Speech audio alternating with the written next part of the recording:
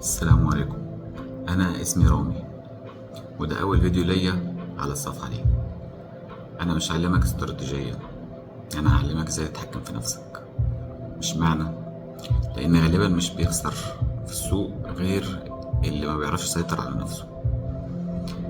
أنا كنت زمان كده، أخش السوق وأحلل واستراتيجيات كل حاجة، وفي الآخر أخسر حاجة وأتعصب وأفتح صفقات تانية زيادة بليفرج أعلى، بعمل ريسك المبلغ أعلى.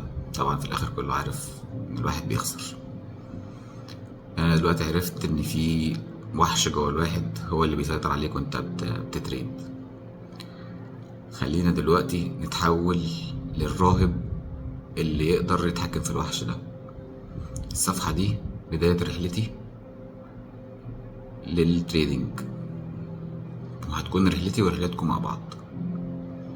لو عايز تبقى واحد منضبط وعارف سيكولوجيات البني آدم اللي تخليه يتحكم في التريدينج أو يتحكم إنه ما يخسرش، وطبعا ده الأهم، تابعني وخلينا نبتدي مع بعض.